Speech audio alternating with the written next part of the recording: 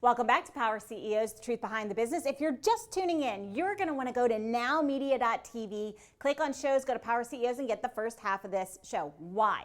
We are talking with Shorr, who is an optimal health coach. She works with executives and entrepreneurs so they can be peak human performing in their body, the best health that they can be, so they can bring their best selves to their businesses so that you have clarity of thought, you're able to make the right decision the first time, you're able to have speed of implementation because your body is peak performing.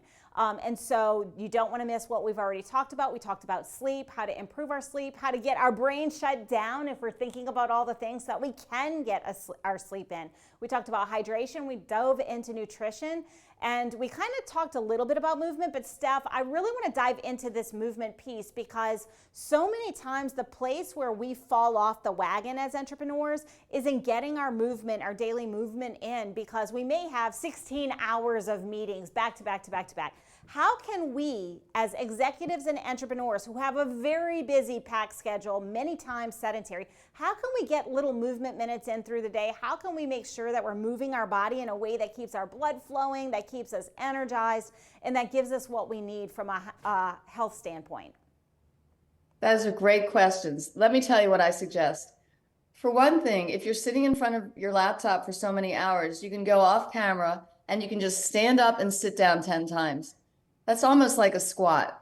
And if you can do it unassisted, even better. If you need to assist yourself at first because if you're really out of shape, no problem. Just use your hands to, help push yourself up and sit back down. That's one thing you can do. I would recommend getting your heart rate up at least 5 times within the day. And that should be your baseline. So you can get up and sit down 5 times. Then you can do an upper body thing where just put your arms up in front of you like this and open and close. And you do that 10 times. That'll get your upper body going too. And for your neck, because everyone's kind of I call it a C curve, where you're leaning into your devices. Make sure your posture is really good. That's another subject we can talk about, Jen. But make sure you're sitting up straight, hold your core tight, and then you can actually bring your upper body up and then down towards your hips, like up and down and up and down. And now you're kind of pumping your core muscles. And I actually had a nurse who worked with me, and she swore that she got iron core muscles. She did it all the time. So you can just pump the core muscles. I would recommend being off camera for this. You probably very confuse the other viewers, but things like that. When you get up to get a glass of water, do some wall push-ups. I can demonstrate that sometime for you if you want. There's so many things you can do. It's just about getting that heart rate up, help your body pump the blood to your extremities. And that toe pump, when people first came, when they first were doing studies with that, they said, oh, you can improve your heart health. Yeah, if you do it for 4 hours, which is kind of unrealistic. But you can do it for a little while, and it's something you can do while you're on camera, and no one even sees it. Another thing is just isometric. Hold everything in your body tight and count to 10. That's an exercise. So there's a lot of things you can do.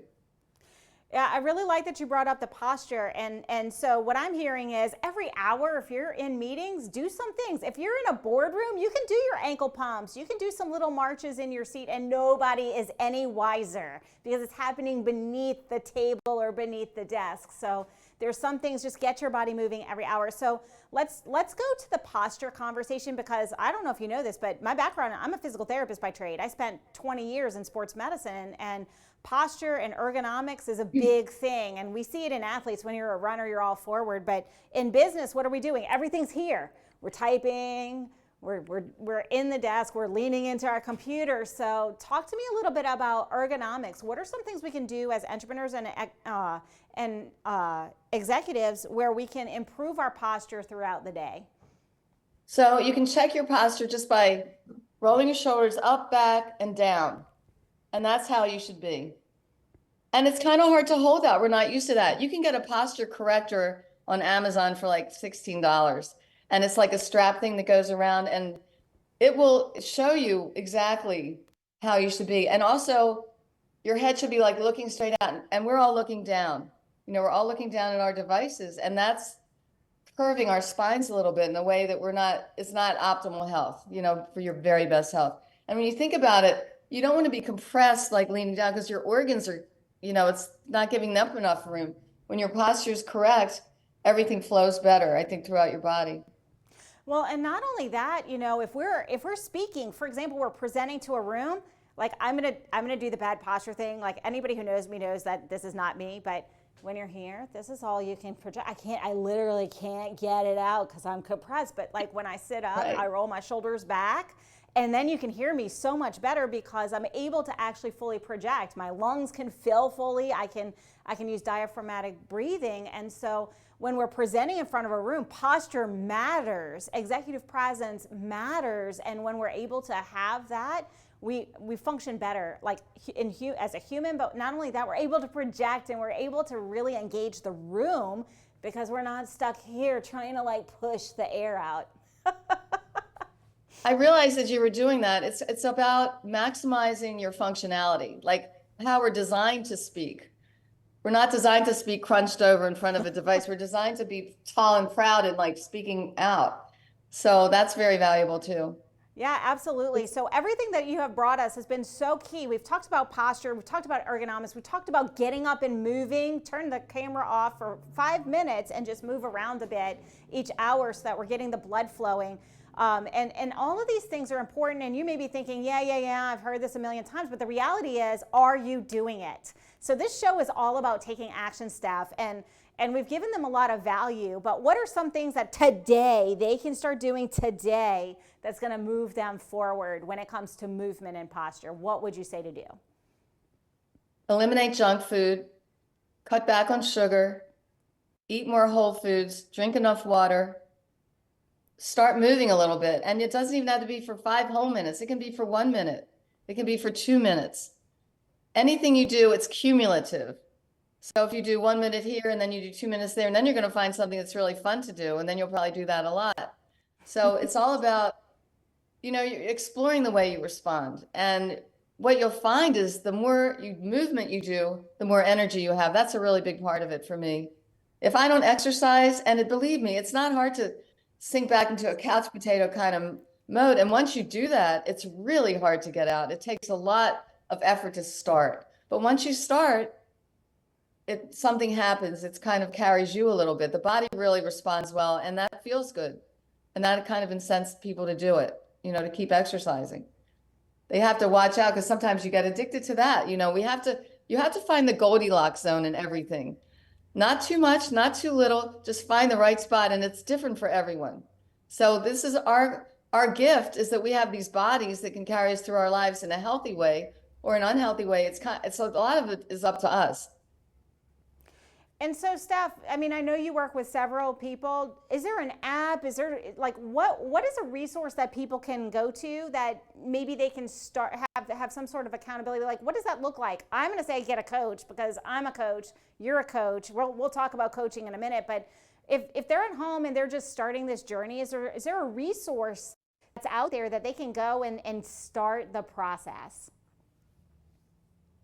If they're readers, if they like to read or even have an Audible, I would recommend Dr. Stephen Gundry's Plant Paradox book, because he gives you a blueprint of how to restart your whole digestion, how to really look at food in your life, which again, we're talking 90% of our health is tied up in our diet, according to most experts. I'm still pushing a little on the exercise, but start there. Examine what you're eating, examine how you feel. Your body tells you pretty quickly if you screwed up when you eat something. Maybe you've noticed. Oh, absolutely. I always look at it like this. I told my daughter this a while ago when she wasn't sure if she was having food issues, and I'm like, you kind of know, like, eliminate things, and when you add it back, and all of a sudden you've got bloating or gas or like something that you haven't had, like, that food was a direct relation. Like, I know I can't do a lot of wheat and bread, and gluten is not my friend, and soy is not my friend. I'm allergic to it. I break out in hives. Like, that's a pretty easy thing to see. But, Right. The resultant feelings and all, we're taught to just eat everything on your plate and not tune into our bodies. But our bodies are, like, we're the greatest lab experiment ever. We can literally tell by just tweaking one thing, just change one variable, and then all of a sudden you can see, do you feel more energetic? Do you feel less energetic? And like, we can play. Like, it's a place where we can actually play and have fun with what works best for our bodies. So I really like that you brought that up. And then before we break again, because we do have to break for commercial in a moment, Steph, coaching. What is the real benefit of having a coach when it comes to the health side of things? I think it's having an accountability partner, someone who's there for you when you falter or you don't know what to do next, and someone who really cares. I mean, if you were my client, your success is my success. You know, I'm successful if I can help you, and that makes me really happy. And you know, as a coach, and I'm in the business coaching sense of the word, I see the same thing, right? We can set goals, like everybody sets a health goal. Everybody sets a health New Year's resolution to lose weight or to get in shape or whatever, and they all fall off the bandwagon unless they have that accountability partner. So I think it's incredibly important. And not only that, like I also find that we're able to break it down into small steps because people will look at it and try to do all the things. And that's overwhelming, and we can't change all of our habits at once. It's completely unrealistic. But with coaching, and correct me if I'm wrong, with coaching, we're able to like tackle it one thing at a time, and just maybe it's starting with hydration and getting the hydration up, and then we're gonna maybe we're gonna eat a green vegetable, which we haven't done in a while. Like it's like a one thing at a time. Is that what you find as well? I think it's an easier way to do it because we're so busy.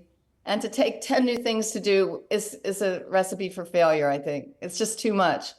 And I think we're too hard on ourselves too. We're very self-critical a lot of the time. So I would say maybe to start paying attention to your habits and see where needs